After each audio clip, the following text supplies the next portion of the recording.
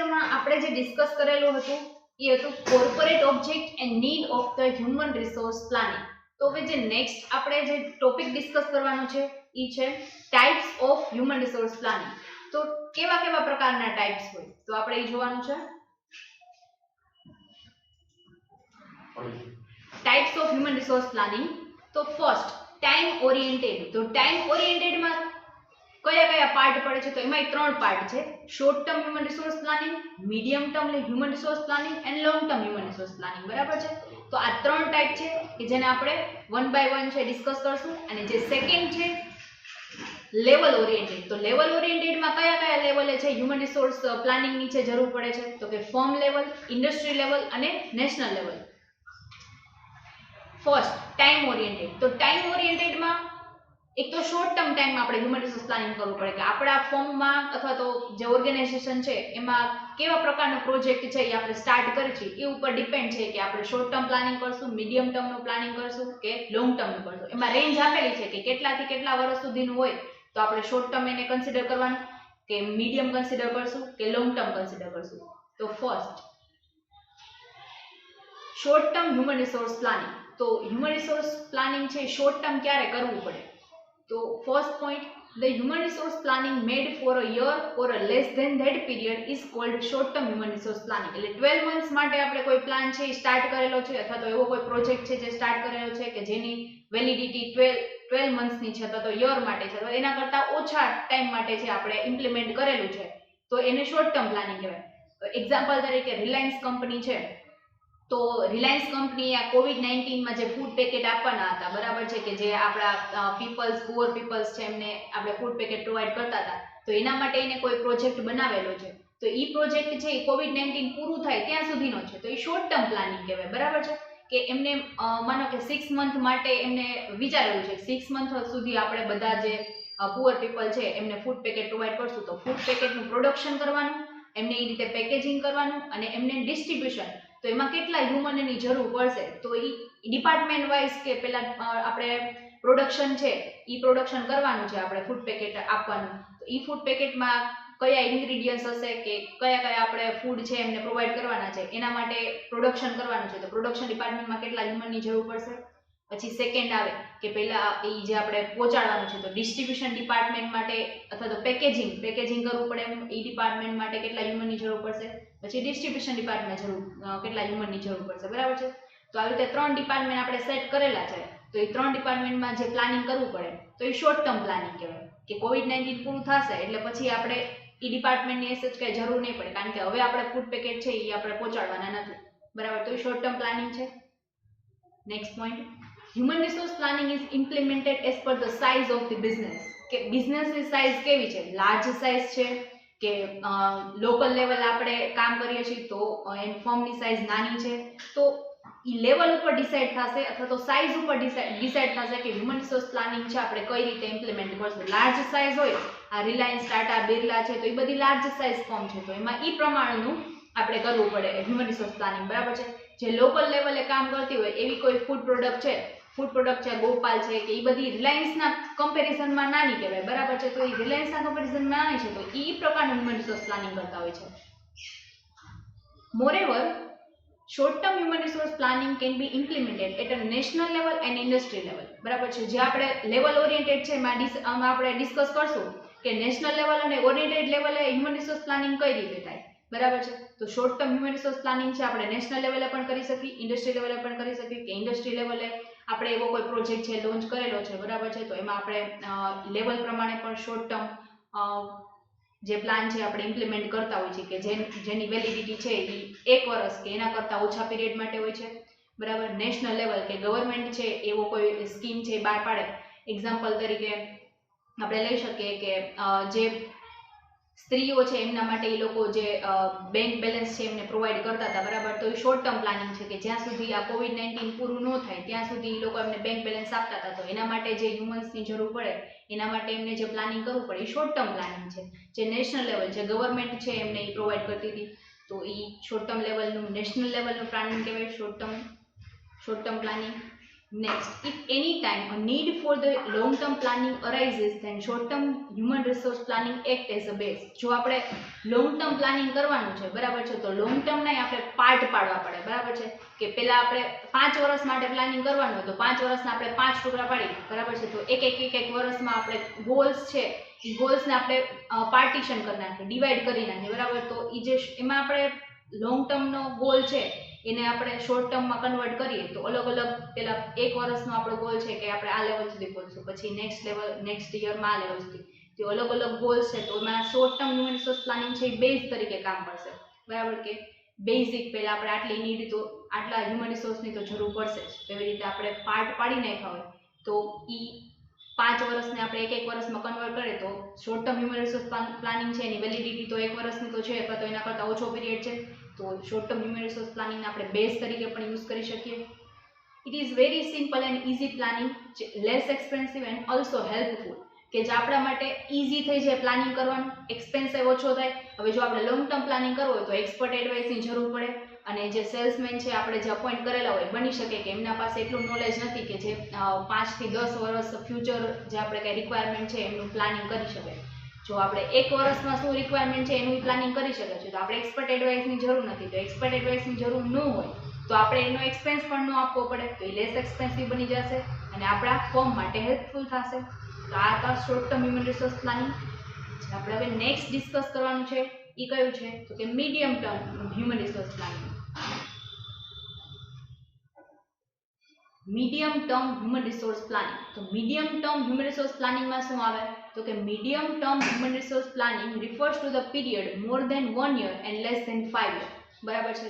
જેમ શોર્ટ ટર્મમાં શું પીરિયડ હતો, for a year or less than the period 12 monthsની અથવા તો એના કરતાં ઓછી જરૂર પડે. જ્યારે મીડિયમ ટર્મમાં શું હોય કે 1 વર્ષ કે 1 વર્ષ કરતાં વધારે હોવું જોઈએ, કારણ કે 1 વર્ષ છે એ શોર્ટ ટર્મમાં ઇન્ક્લુડ થઈ જાય છે. તો 1 વર્ષ કરતાં વધારે પણ 5 વર્ષ કરતાં ઓછું, બરાબર છે, એક્ઝેક્ટ 5 વર્ષ નહીં એના કરતાં ઓછો જે પ્લાનિંગ કરવાનું હોય એને મીડિયમ ટર્મ પ્લાનિંગમાં ઇન્ક્લુડ થશે, બરાબર.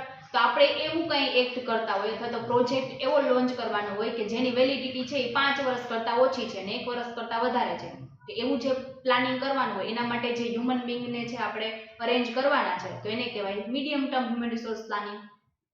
This kind of planning comprises of issues like demand of manpower, employment aids, બરાબર છે. આ પ્લાનિંગમાં છે શું ઇન્ક્લુડ થાય અથવા તો કેવા ઇશ્યુઝ છે એ ક્રિએટ થશે તો કે ડિમાન્ડ ઓફ મેનપાવરની ડિમાન્ડ વધારે છે પણ એમની સપ્લાય છે ઓછી છે તો શોર્ટેજ ક્રિએટ થશે, અથવા તો એમની ડિમાન્ડ છે એ ઓછી છે પણ આપણી પાસે એમનો જે ફોર્સ છે મેનપાવર ફોર્સ છે એ વધારે છે તો એ ડિમાન્ડ અને સપ્લાય વચ્ચે ઇમ્બેલેન્સ ક્રિએટ થશે. એમ્પ્લોયમેન્ટ છે એ આપણે પ્રોપર વેમાં મેનેજ નહીં કરી શકીએ તો આવા પ્રકારના જે ઇશ્યુઝ છે એ ક્રિએટ થશે આમાં. It act as a second important base for a long term planning. તો ફર્સ્ટ આપણે શોર્ટ ટર્મ પ્લાનિંગ છે જે બેઝ તરીકે કામ કરતું હતું એ ફર્સ્ટ સ્ટેપ હતો. હવે સેકન્ડ સ્ટેપ બેઝ શું છે તો કે લોંગ ટર્મ પ્લાનિંગનો સેકન્ડ સ્ટેપ બેઝ છે મીડિયમ ટર્મ પ્લાનિંગ છે, બરાબર છે. કે અમુક વાર એવું બનતું હોય કે 10 વર્ષ છે એમનું આપણે પ્લાનિંગ કરવાનું હોય તો એમના આપણે જે ટુકડા પાડેલા હોય તો ફર્સ્ટ જે આપણે સ્ટેપ લઈ એ આપણે 1 વર્ષનું પ્લાનિંગ કરીએ, પછી ધીમે ધીમે આપણે એમને 1 વર્ષ કરતાં વધારાનું એમને પાર્ટીશનમાં ડિવાઈડ કરી દઈએ, બરાબર. તો એ મીડિયમ ટર્મ પ્લાનિંગ કહેવાય. જે સેકન્ડ સ્ટેપ છે લોંગ ટર્મ પ્લાનિંગમાં જે બેઝ તરીકે કામ કરે છે. ફર્સ્ટ સ્ટેપમાં બેઝ તરીકે કામ કરશે એ શોર્ટ ટર્મ, સેકન્ડ સ્ટેપમાં બેઝ તરીકે કામ કરશે એ છે મીડિયમ ટર્મ. હવે થર્ડ છે જે finally long term human resource planning. Most of the organisation છે એ લોંગ ટર્મ પ્લાનિંગ જ કરતું હોય કારણ કે એમનો મેઇન ગોલ છે એ શું હોય છે, પ્રોફિટેબિલિટી છે એ મેન્ટેન થવી જોઈએ. તો આપણે એ જોશું કે લોંગ ટર્મ હ્યુમન રિસોર્સ પ્લાનિંગમાં શું ઇન્ક્લુડ થશે. તો long term human resource planning refers to the period of more than 5 years but 20 or less than 20 years, બરાબર છે. કે 5 વર્ષ કરતાં વધારે થવું જોઈએ અને 20 વર્ષ અથવા તો 20 વર્ષ કરતાં ઓછું. 20 વર્ષ એ લોંગ ટર્મમાં ઇન્ક્લુડ થઈ જાય અથવા તો એના કરતાં ઓછું. હવે આપણે આપણો બિઝનેસ છે એ રોડ બનાવવાનો, બિલ્ડિંગ બનાવવાનો એવો કંઈ છે કે જેમાં આપણે રોડ બનાવવાના છે તો આપણને આપી દીધો છે કોન્ટ્રાક્ટ, ગવર્મેન્ટ તરફથી આપણને કોન્ટ્રાક્ટ મળેલો છે, બરાબર છે. કે જેમાં આપણને 5 વર્ષ કરતાં વધારે લાગશે ટાઈમ કે આપણે બિલ્ડિંગ્સ ઊભા કરવાના છે અથવા તો એ એરિયા ડેવલપ કરવાનો છે, બરાબર છે. તો એમાં છે જે હ્યુમન રિસોર્સ પ્લાનિંગ કરવું પડે કે એમાં આપણે કેટલા હ્યુમનની રિક્વાયરમેન્ટ છે એ પ્રમાણે એમની ડિમાન્ડ અને સપ્લાયને બેલેન્સ કરવું છે તો એના માટે લોંગ ટર્મ પ્લાનિંગની જરૂર પડશે. such kind of planning is very expensive and its implementation is too risky because future is uncertain. બરાબર છે. જે કાંઈ પણ આપણે પ્લાનિંગ કરવાનું છે એ એક્સપેન્સિવ થશે કારણ કે આપણે એમાં ઘણા બધા સોર્સિસને ધ્યાનમાં રાખીને એની ડિમાન્ડ સપ્લાયને ધ્યાનમાં રાખીને પ્લાનિંગ કરવાનું છે કે જે ઇકોનોમીને અફેક્ટ ન કરે. જો ઇકોનોમીને અફેક્ટ કઈ રીતે નહીં કરે કે આપણે એમની ડિમાન્ડ વધારે છે અને સપ્લાય આપણે ઓછી કરીએ છીએ, બરાબર છે, તો શોર્ટેજ ક્રિએટ થશે જેના લીધે ઇકોનોમી છે એમાં ઇમ્બેલેન્સ ક્રિએટ થાય. અથવા તો આપણે એમની ડિમાન્ડ છે એ ઓછી છે, સપ્લાય વધારે છે, તો એમાં જે વધારે આપણે સપ્લાય કરી દીધી છે એના કારણે જે ઇમ્બેલેન્સ ક્રિએટ થશે તો એ પણ ઇકોનોમીને અફેક્ટ કરશે. તો બે વચ્ચે બેલેન્સ જે મેન્ટેન કરવાનું કામ છે હ્યુમન રિસોર્સ પ્લાનિંગનું છે. અને એક્સપેન્સિવ એટલે છે કે આપણે એક્સપર્ટ એડવાઇસની જરૂર પડે છે, જેના માટે આપણે એક્સપર્ટ્સને એડવાઇસ લઈએ તો એમને આપણે ફીસ પે કરવી પડે, તો એ એક્સપેન્સિવ થઈ જશે આપણા માટે. અને રિસ્કી છે કે આપણે ફ્યુચર પ્લાનિંગ કરેલું છે તો અધર થિંગ્સ બિંગ ઇક્વલ તો આપણે જે આપણો પ્લાન છે ઇમ્પ્લિમેન્ટ કરી શકીએ. હવે એવું કંઈ આપણે અનસર્ટેનિટી છે એ ક્રિએટ થાય. હવે માનો કે આપણે કોરોનાને જ લઈ લઈએ કે આપણે કાંઈ પણ ફ્યુચર પ્લાનિંગ કરેલા છે પણ કોરોના આવી ગયો તો એના કારણે આપણા જે ફ્યુચર પ્લાન છે એને ઇમ્પ્લિમેન્ટ ન કરી શક્યા, બરાબર છે, તો એ રિસ્કી છે આપણા માટે કે ફ્યુચરમાં શું થવાનું છે એ આપણને ખ્યાલ નથી. આપણે જે પોલિસીસ બનાવેલી છે એ પોલિસીસ નોર્મલ સિચ્યુએશનમાં છે એ કામ કરશે. હવે એબનોર્મલ સિચ્યુએશન છે એમાં કઈ રીતે કોપ અપ કરવું છે તો એના માટે આપણે અલગથી પ્લાનિંગ છે એ બનાવવા પડે. Next point, the demand for the human resource is estimated for the period mentioned above and as per the demand estimation manpower is procured. તો મેન પાવર આપણે કઈ રીતે રિક્રુટ કરશું, એમનું સિલેક્શન કઈ રીતે કરશું, તો પહેલા આપણે એસ્ટિમેટ કરી લઈએ કે આપણે કેટલા મેન પાવરની જરૂર છે. જેટલા મેન પાવરની જરૂર હોય એ પ્રમાણે આપણે એપ્લિકેશન મગાવશું અને એમાંથી આપણે એમને જોબ પ્રોવાઈડ કરશું, બરાબર છે. તો પહેલા એક પીરિયડ એસ્ટિમેટ કરી લેવાનું અને રિક્વાયરમેન્ટ એસ્ટિમેટ કરી લેવાની, પછી આપણે છે એ મેન પાવર છે એને પ્રોક્યુર્ડ કરશું અથવા તો આપણે એમની એપ્લિકેશન મગાવીને એમને રિક્રુટ કરશું. Next point, firm adopts mostly the short term and medium term HRP whereas government adopts a long term HRP. ગવર્મેન્ટના પ્લાન્સ છે જનરલી છે એ લોંગ ટર્મ પ્લાનિંગના જ હોય કારણ કે એ જે પ્લાન કરતા હોય 5 વર્ષ કરતાં વધારે અથવા તો 20 વર્ષ જેટલું છે એનું કામ હોય તો એ જનરલી છે એ લોંગ ટર્મ પ્લાનિંગ જ કરતા હોય છે, બરાબર. તો શોર્ટ ટર્મ મીડિયમ HRP છે એની જગ્યાએ ગવર્મેન્ટ છે એ લોંગ ટર્મ પ્લાનિંગ છે એ અડોપ્ટ કરે.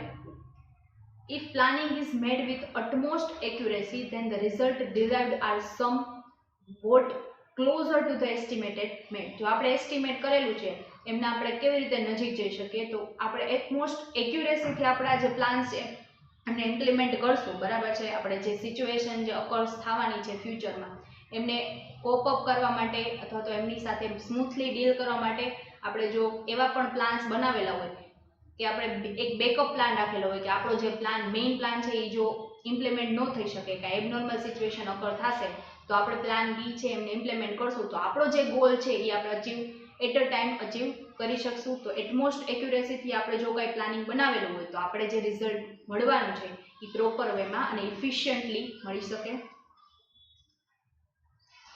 હવે જે આપણે ડિસ્કસ કરવાનું છે એ નેક્સ્ટ ટોપિક છે જે લેવલ ઓરિએન્ટેડ. તો લેવલ ઓરિએન્ટેડમાં શું હતું કે 3 લેવલ હતા, ફર્મ લેવલ, ઇન્ડસ્ટ્રી લેવલ અને નેશનલ લેવલ. તો એ 3 લેવલે કઈ રીતે આપણે હ્યુમન રિસોર્સ પ્લાનિંગને ઇમ્પ્લિમેન્ટ કરશું તો એમાં આપણે ફર્સ્ટ લેવલ, તો ફર્મ લેવલે હ્યુમન રિસોર્સ પ્લાનિંગની કઈ રીતે જરૂર પડે તો firm adopt such type of human resource planning in order to meet the future requirements. કે ફ્યુચરમાં આપણે કાંઈ એક પણ ડિપાર્ટમેન્ટ છે જેનું એડિશન કરવાનું છે. હવે અત્યારે આપણી પાસે સેલિંગ ડિપાર્ટમેન્ટ છે, પેકેજિંગ ડિપાર્ટમેન્ટ છે, પ્રોડક્ટ ડિપાર્ટમેન્ટ છે, બરાબર. આ 4 ડિપાર્ટમેન્ટ આપણી પાસે છે. ફ્યુચરમાં આપણે એક ડિપાર્ટમેન્ટ એડ કરવાનું છે, બરાબર છે, રિસર્ચ એન્ડ ડેવલપમેન્ટ ડિપાર્ટમેન્ટ. તો રિસર્ચ અને ડેવલપમેન્ટ ડિપાર્ટમેન્ટમાં કેટલા હ્યુમન બીંગની જરૂર પડશે, એમાં કઈ ફ્યુચર જે નીડ્સ છે એ આપણને જરૂર પડશે, તો એ રિક્વાયરમેન્ટને આપણે પહોંચી વળવા માટે કેટલા હ્યુમનની જરૂર પડશે એમનું જે પ્લાનિંગ કરવાનું છે એ ફર્મ લેવલનો પ્લાનિંગ થઈ ગયું, બરાબર છે. કે કોઈ ડિપાર્ટમેન્ટ એડ કરવા માટે એમને આટલી જરૂર પડશે અથવા તો આપણે કોઈ ફર્મ છે એ ફર્મ લેવલ એમને કોઈ અલગથી બીજા કોઈ લોકેશને એમનો જે બિઝનેસ છે એ સ્ટાર્ટ કરવાનું છે તો એમાં કેટલા હ્યુમન બીંગની જરૂર પડશે. તો ફ્યુચર રિક્વાયરમેન્ટ છે એમને મીટ કરવા માટે એમને human resource planning ની જરૂર પડશે. Next point, for this purpose they estimate well to advance about training, transfer and promotion. હવે માનો કે આપણી પાસે સેલિંગ ડિપાર્ટમેન્ટમાં વધારે હ્યુમન્સ છે અથવા તો વધારે એમ્પ્લોઈઝ છે અને આપણે જે નવો ડિપાર્ટમેન્ટ એડ કરવાનું છે એમાં રિસર્ચ એન્ડ ડેવલપમેન્ટ ડિપાર્ટમેન્ટ છે. તો સેલિંગ ડિપાર્ટમેન્ટમાં જે કાંઈ પણ વર્કર્સ છે આપણે એમને અપોઇન્ટ કરેલા છે એમની એબિલિટી ઇન્ક્રીઝ કરી અને એમને રિસર્ચ અને ડેવલપમેન્ટ ડિપાર્ટમેન્ટમાં જો સેટ કરવા હોય તો એની એબિલિટીને વધારવા માટે એમને ટ્રેનિંગ આપવી પડે. તો એ ટ્રેનિંગ ક્યારે આપશું?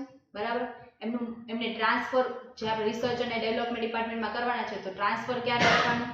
એમને સેલિંગ ડિપાર્ટમેન્ટમાં ઓછી સેલેરી મળે છે, હવે એમને ટ્રેનિંગ આપી તો એમની સ્કિલ ડેવલપ થઈ તો હવે એમનું પ્રમોશન કરવાનું છે. બરાબર છે, તો એ પ્રમોશન કઈ રીતે કરશું એ બધું જ છે એસ્ટિમેટ કરી અને હ્યુમન રિસોર્સ પ્લાનિંગ છે એ ડિસિઝન લેશે. Next, if such decisions are taken without proper planning then it may lead to the collapse or several dispute. હવે જો આ પ્લાનિંગ છે ને પ્રોપર ઇમ્પ્લિમેન્ટ નથી થતો અથવા તો પ્રોપર આપણે પ્લાનિંગ જ નથી કરેલું તો એના કારણે મેનેજમેન્ટ અને એમ્પ્લોય વચ્ચે જે ડિસ્પ્યુટ થશે જેનાથી પ્રોડક્શન અટકી શકે અથવા તો સેલિંગ છે અટકી શકે, આપણા કંપની છે એની રેપ્યુટેશન છે એના ઉપર પણ અફેક્ટ થશે.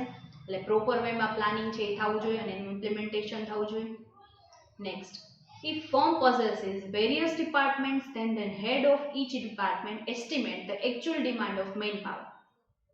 હવે આપણે રિસર્ચ અને ડેવલપમેન્ટ ડિપાર્ટમેન્ટ જે એડ કરેલો છે હવે એમાં કેટલા એના માટે પહેલા તો આપણે એક હેડ છે એ અપોઇન્ટ કરી લઈએ કે જે છે ને એસ્ટિમેટ કરી શકે કે એના ડિપાર્ટમેન્ટમાં કેટલા હ્યુમનની જરૂર પડશે. માનો કે 15 એમ્પ્લોઈઝની જરૂર છે તો એ મેઇન જે ટોપ ઓથોરિટી છે એમને કહી દે કે 15 જે એમ્પ્લોઈઝ છે એની અમારા ડિપાર્ટમેન્ટમાં જરૂર છે.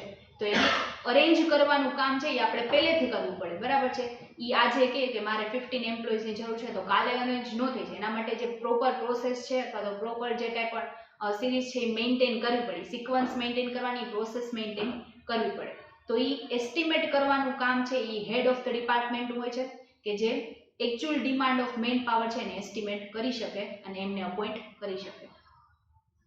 Such manpower would be raised by giving them proper training. તો એમને પ્રોપર ટ્રેનિંગ અપોઇન્ટમેન્ટ કરી લીધી આપણે, બરાબર છે, પછી એને પ્રોપર ટ્રેનિંગ આપવી પડે કે આ ડિપાર્ટમેન્ટમાં આ ટાઈપનું વર્ક છે, આ ટાઈપની ડ્યુટીઝ છે, રિસ્પોન્સિબિલિટીઝ છે કે જે એમને પરફોર્મ કરવાની છે. તો પહેલાં એમને એન્વાયરમેન્ટ સાથે એ એન્વાયરમેન્ટને ઓળખી શકે, અન્ડરસ્ટેન્ડ કરી શકે, એની સાથે સૂટ થઈ શકે. બરાબર છે, તો એવા પ્રકારની એમને પહેલાં ટ્રેનિંગ આપવાની કે જેનાથી એમનું વર્ક છે ઇફિશિયન્ટલી પૂરું કરી શકે.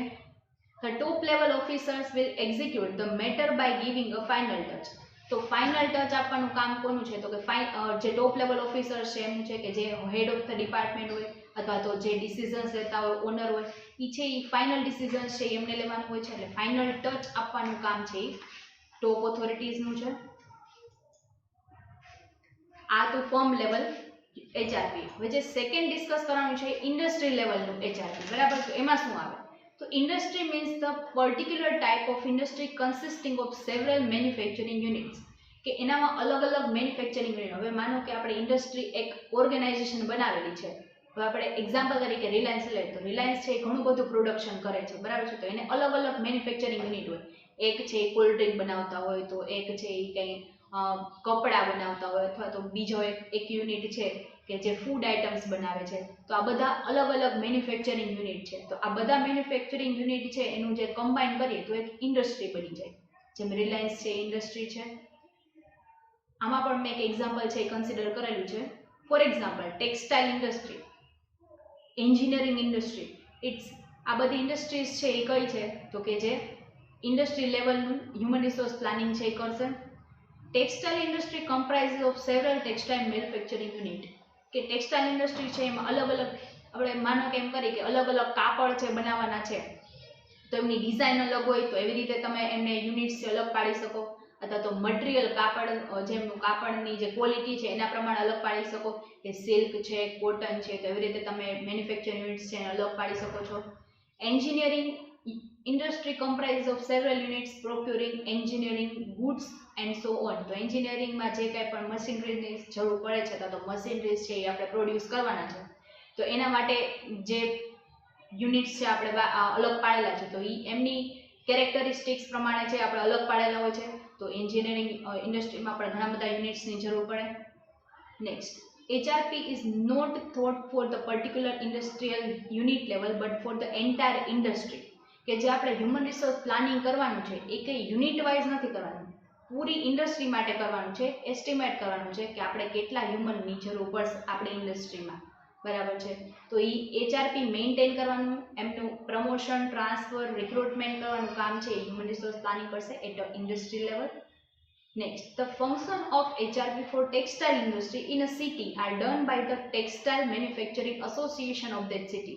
બરાબર છે. તો જે કાંઈ પણ ટેક્સટાઇલ મેન્યુફેક્ચરિંગ એસોસિએશન છે, હવે એમના ફંક્શન્સ છે એ મેન્ટેન કરવાનું કામ, અથવા તો ટેક્સટાઇલ ઇન્ડસ્ટ્રી છે એમાં જે હ્યુમન રિસોર્સ પ્લાનિંગની શું રિસ્પોન્સિબિલિટીઝ છે, શું ડ્યુટીઝ છે, એમને કયા પ્રકારનું વર્ક કરવાનું છે, કેવા પ્રકારના ડિસિઝન્સ લઈ શકશે, એ બધી ઓથોરિટીઝ પ્રોવાઈડ કરવાનું કામ છે હ્યુમન રિસોર્સ મેનેજમેન્ટનું છે, કે જેની નીચે કામ કરશે હ્યુમન રિસોર્સ પ્લાનિંગ.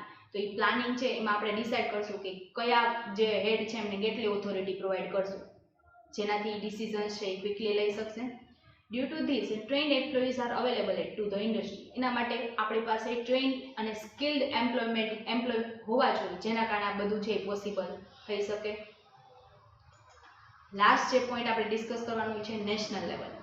તો નેશનલ લેવલમાં શું હોય છે, તો the goals of the welfare state is a part of an economy. તો ઇકોનોમીનો એક પાર્ટ છે જે વેલફેર સ્ટેટ, એનો ગોલ શું છે, HRPનો ગોલ શું હોય, અથવા તો વેલફેર સ્ટેટનો ગોલ શું છે, તો કે ઇકોનોમીના આપણે જે કાંઈ પણ ફેક્ટર્સ અફેક્ટ કરે છે એમને ધ્યાનમાં લઈ અને આપણે હ્યુમનનું છે એ અરેન્જમેન્ટ કરવાનું, અને ઓપ્ટિમમ યુટિલાઇઝેશન છે હ્યુમન રિસોર્સનું થવું જોઈએ.